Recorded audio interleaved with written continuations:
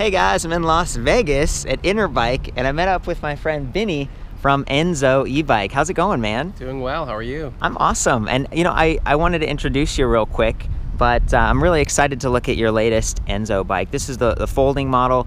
We looked at this, I don't know, a couple years ago, and you guys have been around since 2013, right? Yes. Yeah, so Long time. I'm excited to see what's been updated, and to be honest with you, a lot of this has stayed consistent, and I like that, because in the early days, this was one of the higher quality folding bikes that I had seen. You're based in Florida, right? Yes. Yeah, so we talked about how people will get this, they'll take it out on their boat, and you've used stainless hardware, and you've really tried to go in and have like these water resistant connectors, even the cast rims here versus spokes. So there's not a lot of components or hardware that's going to be as prone to rust. Correct. Yeah, so that's kind of neat. I'm going to jump in. I like to get the little backstory. So this is the Enzo Ebike. I was weighing this, and it's like 49.5 pounds, so right around what you'd expect for a more full-size folding electric bike. This has an upgraded battery since the last time I saw it. So we're looking at 36 volts, 10.5 amp hours. It's actually inside that tube right there. So it's really well protected, and it's kind of hidden in a way. Same thing with the motor. You'll notice that it has those cast rims that I was talking about, and the motor's inside of that. So it's well protected, and I think it may be a little bit quieter than some of the other bikes. This is sort of a special upgraded version because it has the carbon belt drive from Gates. So these belts are very reliable, they're clean, they're quiet. Downside is that you only have one gear. So we've got that big chain in the front, I think it's like 59 teeth, and then back here we only have one sprocket versus a cassette where you could shift through gears. Well, the benefit is that it's not going to fall off, it's not as loud, maybe not as messy if your pants touch it. You'll notice there isn't really like a chain guard, and that's one of the trade-offs on folding electric bikes. If you have a lot of plastic stuff, it can kind of get cracked or get bumped. We do have plastic fenders here, lightweight, relatively flexible, again, rust resistant versus like steel fenders, and they haven't been rattling. They've been doing a good job. We've even got the rubber flap at the bottom, so I feel like it's a good choice. But just coming back to that belt drive, those are some of the trades. You know, if you were going to opt for the more conventional drivetrain, this is a 7-speed Shimano tourney, and we're actually looking at the Enzo Lite. So this is a slightly less expensive model, but this is what it would look like. You can see that chain's rust resistant. We've got that nice chain guide, so it's plastic on both sides, gonna help your pants slough over and keep that train on track. So they're doing their best with this, but you know, the belt drive is something a lot of people appreciate just because of the quiet and maybe even a little bit lighter weight. So coming back to these two bikes, this one's actually a little bit heavier, even though it's called the Lite, but that's what the drivetrain would look like, those 7 sprockets and then a big shifter up front. So let's go back to this bike. This is $16.99 if you get it with the 7-speed drivetrain. If you want to upgrade and get the belt drive, it's $19.99, so $300 more. I was riding around with this, just trying to get an idea of what's the most comfortable speed, because when you only have one gear, there's kind of a cadence that, for me, feels comfortable, where you're not, you know, beating eggs, and you're also not just like slugging along like that. And it was about 15 miles per hour, which is very comfortable, especially given these 20-inch wheels. So the 20-inch wheels bring the bike down. They make it a little bit stronger. When it folds, it makes it more compact. But one thing they've upgraded since the last time I reviewed the bike was to make the tires a little bit fatter, a little bit more comfortable.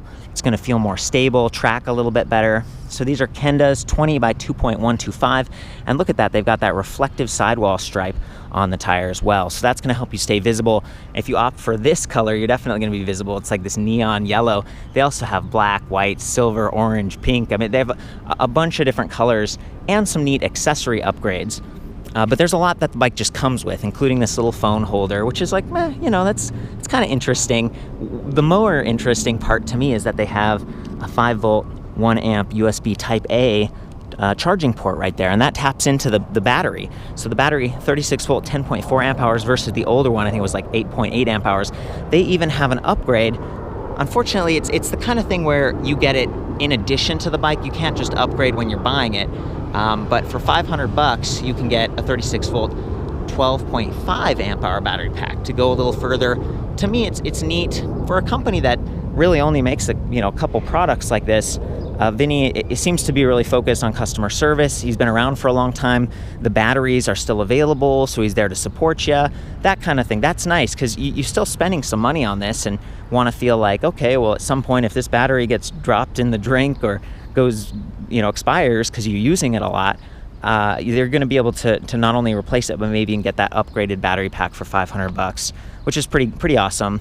Their warranty is 2 years, pretty kind of comprehensive, but kind of 1 year on the battery, and then maybe there's like a sliding scale for replacement. It sounds like he's done some really cool support. Can you tell me that quick story of the person that had the bikes and on the dock? We had a customer of ours have 5 bikes, and the bikes fell on the dock, and she was a little nervous about the bikes. They stayed in the water. It was actually the ocean. It stayed in the ocean about 3 days. Gee, why didn't she just pull them out? She didn't. She called us too late. So we went in there, got them out, brought them back in. She thought the bikes were destroyed. So I said, let me check them out. Changed a couple of little pieces on there, a couple of hardware pieces, and we got them running again. That's amazing. That's really cool. And it just, I think this is sort of like the random thing. It sounds like the person was in Florida, so it was convenient for you to go check it out. But it's kind of interesting when you pull something out that you invent and you try to build something and you want it to be, it shows that it can take the weather of an ocean. When you pull it out and you see a couple pieces that are rusting, it's pretty impressive because you think it's completely destroyed. So did the lady. In the back of my mind, I was kind of worried until we took it apart, got it running, and it was great. That's fantastic. Yeah. It's just a fun story. And again, for me, that's what sets this apart a little bit from some of the other folding bikes is that customer service and the attention to detail with the stainless hardware and stuff. So anyway, I talked about fenders to keep you dry. Then there's also this rear rack. So this is maximum weight, 25 kilograms. It's about 55 pounds. It's very capable. It's got pannier blockers, and that's a little bungee loop so you can put bungee cords on it. Little spring latch. It does have a rear light. This one's not integrated, so it runs off of its own batteries, maybe a couple AA's. You have to remember to turn it off, turn it on. It's it's an extra step. One of the other complaints I have is that, here's the key. You have to put it in and you leave it in order for the bike to go. You'll see it's kind of close to that left crank arm, but the top of it does fold. So this is the ideal position right here. But imagine if you had a keychain hanging down. Like, you just wouldn't want that. You definitely want to avoid that. There's the battery charging port, so you don't have to take the battery out to charge it. You can charge it right there on the frame. And it's still a little bit close to that crank arm. This is not unique to this bike. A lot of these folding bikes, they kind of look similar. They've got a similar frame. There's only so many places you can put ports. It'd be nice in the future if that key could be pulled out, in my opinion. But for a lot of people, you just leave the key in and it's sort of an on-off switch. So anyway, I want to call that out. Then we got these plastic pedals. You push them in like this, and swivel to fold them. They're, kind of standard. Plastic isn't quite as stiff, so you're not getting the same power transfer as like metal, but these work fine. And again, it's kind of standard.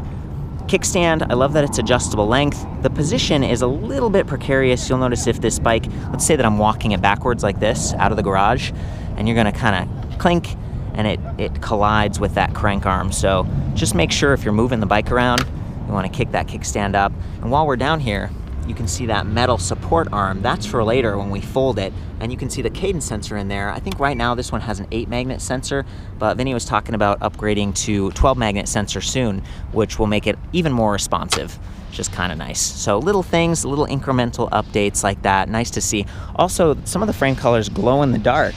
And I haven't seen it myself, but that's kind of neat. You got paint that's designed to be, even more visible. I talked about those sidewall stripes, and then this upgraded light. So this one's integrated. This is a blaze light. Pretty nice. It's got kind of a side window on it, even so you can be seen at night. And that one, it's running off the main battery. You don't have to worry quite so much about turning it on, turning it off. Flick bell, locking ergonomic grips, hydraulic disc brakes. These ones say Zoom, but I think he's upgrading to Shimano soon. To me, it's like, well, they're both good. Zoom's maybe a less recognized name brand type of thing versus Shimano, but these do have adjustable reach, 2-finger levers. That's a huge deal, and one of the big upsells for me from the Enzo Lite. So you save some money if you get that one. It's like $13.99, so $300 less, but it's not going to have those hydraulic disc brakes. 160 millimeter rotors, which is great for this, especially given that this has a 20-inch wheel size, so you have sort of a mechanical advantage even with the smaller disc brake size, and then they're going to stay out of the way. And they do hide that motor nicely. It's just a good setup all around. I think I might hop on this thing and go for a ride, but I do want to call out the saddle's another area that's upgraded. Feels fairly comfortable. And they do have a seat post suspension upgrade, and I think he's looking at maybe like the Satori or some other, you know, Pro Max this is a little more generic. It's still nice to have, especially given that this doesn't have a suspension fork built in. That's another one of the upgrades that he offers. You can pay a little bit extra and get like a suspension head shock like this. It's only got like 30 or 40 millimeters of travel. It doesn't do a ton, but it does help to soften the ride, because these smaller diameter tires, they just don't have that lower attack angle where you can ride over stuff smoothly. They tend to, you know, vibrate a little bit more. So again, between the tires, the optional suspension fork upgrade, that seat post suspension option, there's a lot you can do to make this comfortable, but you do get those nice touch points on the saddle and the grips. By default, that comes with a seat post that has like a built-in pump. So if you get stranded and you've got like a slow leak, you can pump your tires up. Maybe you put some slime in there so that they, you know, self-seal, that kind of thing. And then the saddle does have a handle on the back, as well as this kind of tube handle here. So it's all designed to make it easier to carry around once it's folded. Also wanted to call out the charger. I thought this was kind of cool. So it's like a 3 amp charger, a little bit faster than normal. It's about 1.7 pounds. And then there's this cover. Vinny, is this cover designed so once the bike is folded, it keeps it like looking nice, or you carry it in there? No, you can carry in it. That whole thing completely opens up and puts you can put the whole entire bike in there folded up. So you can carry it. So it's like a carrying case. That's awesome. Yeah, I did, you know, it's small, compact until you open it up. It's kind of neat, yeah, to have that sort of extra clean solution. By comparison, you know, we were saying this is a 3 amp charger. Yes. This one over here for the light's only a 2 amp charger. It's not going to go quite as fast. Both of the bikes come with this little toolkit. The one thing we were talking about is this optional quick charger for people who are in a big hurry. How much was that? It's like I think it's 150. Yeah, you know, and that's going to make it go a little bit faster. Your charge would be like 2.5 hours. Your charge will get it. So instead of you doing a 4-hour charge, you're going to get a 2.5 hour charge. Yeah, that's neat. And again, the battery, depending on which battery you've got, by default 10.5 36 volt. I would call that slightly above average for a folding bike. Yes. Because a lot of these things, it's like 36 volt, 8.8. Anyway, enough with the talk. I'm going to hop on this thing. So I've turned the key to the on position. I'm going to hold the on power button on the display. This display is pretty nice. It's not removable. It kind of swivels, you know, if you don't over tighten it. It is backlit. If you press the power button one more time, that light comes on, and not only does that become backlit, but that headlight switches on, which is really nice. Pretty easy to do. The set button here just cycles through like your trip distance, your timer, and your odometer.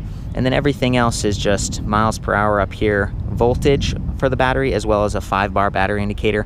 You know, it's 20% increments. It's like, okay, it'd be nice if that was like a percentage, but the voltage, that's something you can kind of learn over time. It's in pedal assist level 1 right now, but we can go all the way down to 0. And once it is in 0, that throttle doesn't work. So one of the things I tell people to be careful of is, you know, this bike turned on in pedal assist 1. If you bump that throttle, you're going to get full power on that motor, and you just want to be careful when you're mounting or you're handing it off, or maybe even folding. A couple times when I've been reviewing bikes, I forgot that it was on still, and then I started folding or whatever, and I bumped it and kind of got a surprise. So anyway, 5 levels of pedal assist. You do get full power on that throttle at any of those levels of assist, which is nice because it's a variable speed throttle. It's not like you have to reach over here and add more power. You always have access to full power. And then you have power, normal, eco, which is kind of another, to me it's a little bit redundant. I guess it's, if you want to extend the range of your battery, you can go down here to eco. Otherwise, power plus pedal assist level 5 is going to give you like the most powerful feel. To adjust these, you have to hold set, and then it brings up this different menu here. So there's this set right here. We can go down to normal or eco using plus and minus keys. I'm going to leave it at power just because we're doing a review. I hit set. I can also update the trip meter, like clear that. And let's see, the tire size, and then miles per hour or kilometers per hour. So that's in there. So I'm in miles per hour, but if I use minus, it would take it to kilometers per hour. So that's pretty cool. And now we're back to the first, eco, normal, or power. Hold set for a few more seconds and we're back. So it's fairly easy once you know what you're doing to get into that menu. I'm gonna go ahead and kick that kickstand up, mount this thing. You know, the way the seat's set up right now, I can easily put my feet down, feel pretty stable, but I'm not gonna get the best like pedal strokes. I'm not gonna be able to fully extend my legs. So it depends on if you're looking for stability or not. One thing this bike does not have is motor inhibitors on the brake levers. With hydraulic disc brakes like this, that's not such a big deal. You can overpower it. Just be careful. Again, if I was riding this thing and it's got that cadence sensor and my feet were still turning, the motor's gonna be on, okay? And you'd be fighting it with those brakes. And there is a little bit of a lag, so I'm gonna try to show that. So I'm gonna start.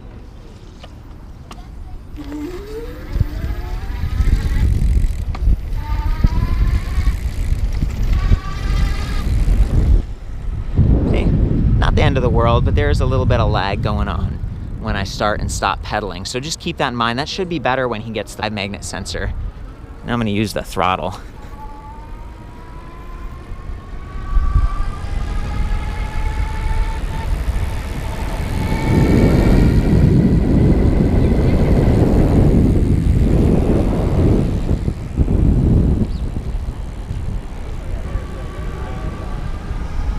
Cruising along with traffic. This is cool. And then I was riding it earlier with no hands. Let's see if I can demonstrate that. Well, there we go. So it's, you know, these 20-inch wheels are a little more squirrely than the big ones. They have more rolling momentum, but those fatter tires do help to keep it stable. And this is a bit of a bumpier section here. It's not that bumpy, but I'm not getting a lot of sound from those fenders. It's not a lot of rattling going on, which is nice. And then there is enough of a range here. If I go down to like pedal assist 2, you know, the top speed is only like 8-9 miles per hour. Real smooth and quiet. Listen to that.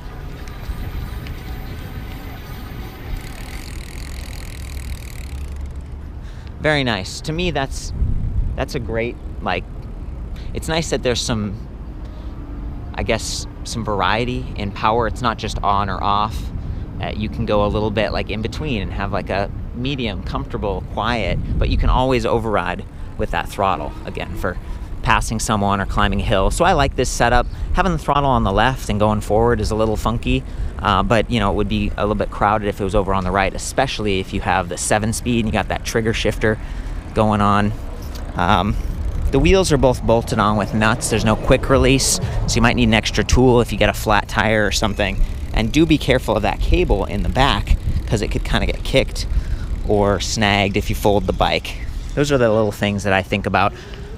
And there we go. And I activated the assist. So yeah, keep your eye on this. Make sure you go down to 0 or turn it off when you're ready to stop.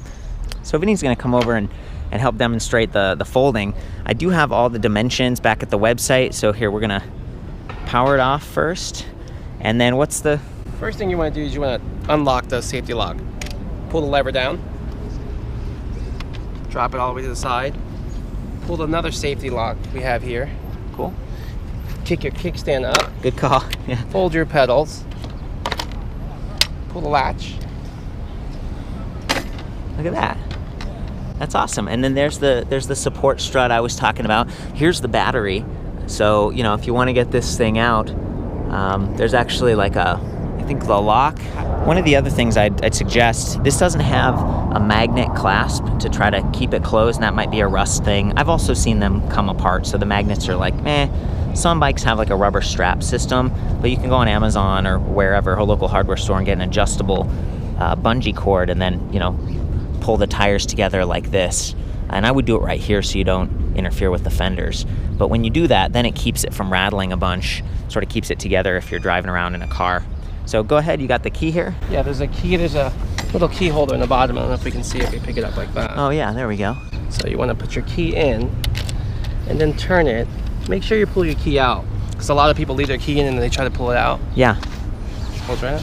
This thing, I think it was about like 4.9, 5 pounds, something like that. So, you know, there we go. It's got a metal case, it's got that little handle on top, and then there's a charging port so you can charge it off the bike if you wanted. Yes. Yeah, so that's sweet. And here, you know, he's just standing there. He's got the bike. This is when you could put it in that sack, carry it around, keep it clean, or just keep it, you know, dust-free if it's sitting in your shed. Yeah. You can keep this inside. The best way to store your batteries is in a cool, dry location. charge it every month or two if you haven't used it, just to kind of keep it fresh. I think that's it. Do you feel like we missed anything here? So we got finished, and I was quoting the older model. I said it's 250 watt motor, and Vinny was like, actually this is the new 350 watt motor. Yes. So it's a little bit more powerful, a little bit zippier. And then for people who maybe you're carrying more cargo or you're a bit bigger, you have another option to upgrade, yeah? If you want to upgrade the motor, you can to a 500 watt. We're going to have that on our site. So if you want to upgrade, we can give you the upgrade. It's another one of those customization options that you offer. So that's neat. Frankly, for me, this has been great. There's not a lot of hills around here to test on, but I've tested very similar motors. I'm 135 pounds, and even with some gear, this is more than doubling my effort to get up hills and stuff. And it's a little lighter and a little more affordable. How much is that motor upgrade? It's going to be $500. $500. Yes. So, hey, it's nice to have options. Yeah, did a great job like you always do. Well, thanks, we really man. Appreciate you doing a review on our bike. Thank you. It's great to see you, and I'm excited about this other bike. So I'm gonna do the Enzo Lite separately, but it's a pleasure. What's your website? It's www.enzoebike.com. EnzoEbike.com. Okay, well, I think that's it, guys. I've tried to be thorough. This one's kind of special to me just because of that emphasis on like water resistance, durability. I guess that's it. I'll see you back at the site for the full ride up, and ride safe.